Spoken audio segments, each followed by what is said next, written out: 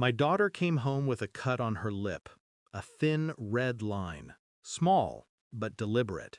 She didn't cry when I asked. She just looked away, twisting her hands, the way she does when she's scared to speak. What happened? Her voice trembled. Mom's friend got angry. I froze. There's a tone children use when they're telling the truth but expecting not to be believed. That's the one she used. That night, I called my ex-wife. She laughed, actually laughed. She's making it up, she said. You know how kids are.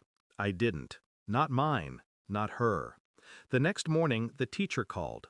Her voice carried that quiet, shaking calm people use when they've seen something they can't unsee. Mr. Dalton, there's something you should come in for. It's about Ava.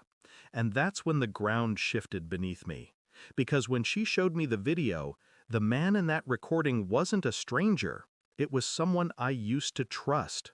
The footage was from the school's security camera, Ava's pickup time. She was standing near the gate, waiting for her mother. A man came into view, early 30s, lean build, confident walk.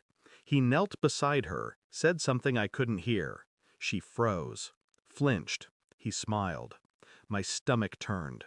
When he straightened, the light hit his face, and I knew him. Tyler, my wife's friend.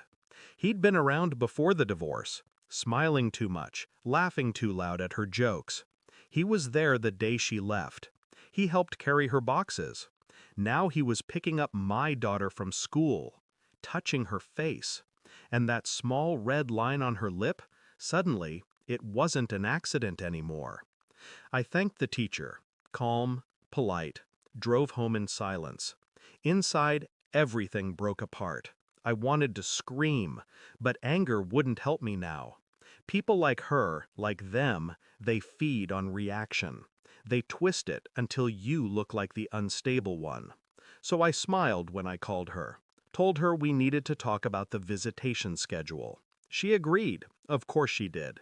She thought she still had control. For 3 nights, I planned quietly. I didn't tell Ava, didn't call the police. Not yet. I checked her phone records.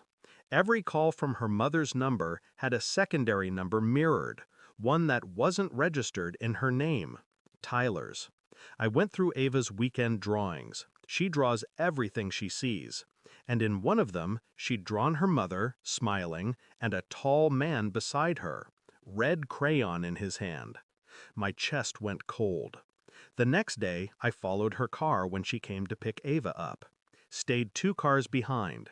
She didn't go home. She went to a different house, Tyler's. I parked down the street, engine off, watched. He opened the door before she even knocked. They kissed. She laughed into his mouth. It wasn't about love. It was about winning. They both enjoyed keeping me blind. That night, I didn't sleep. I replayed every lie she'd told. Every time she said, "You're overreacting. You're paranoid. You need help." No, I didn't need help. I needed proof. And by morning, I had it. I visited the school again. The teacher had already sent me a copy of the video, but now there was something new. Audio from a closer camera. Tyler's voice. He said, "If you tell anyone, I'll hurt Mommy." Ava didn't move, didn't breathe. The next sound was him grabbing her arm. The sound after that was her crying. I watched it twice. No rage, no tears, just silence. Then I called my lawyer. We filed an emergency custody motion, attaching the footage.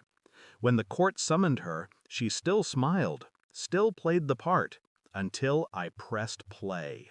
Her laughter died. Her eyes flickered from the screen to me. Then she whispered, "You set me up." I didn't reply. There was nothing left to say. 2 days later, the police came for Tyler. She tried to stop them, but they didn't even look at her. When they let him out in cuffs, I stood at the edge of the driveway. He looked at me, defiant, shaking. I didn't blink. She turned to me, tears finally coming. "Please," she said, "I didn't know." I stepped closer. You always knew, I whispered. You just didn't care until it cost you something. She broke then, half sob, half denial. I didn't touch her, didn't comfort. I just watched the woman I used to love collapse under the weight of her own silence. Ava sleeps peacefully now. No more nightmares, no hesitation when she smiles. She still draws, but the man in red is gone. The court granted full custody last month. My ex moved out of state. No visits, no calls. Sometimes I wonder if she dreams of him, of the choices that brought her here. But I don't. I don't wonder. I don't hate her.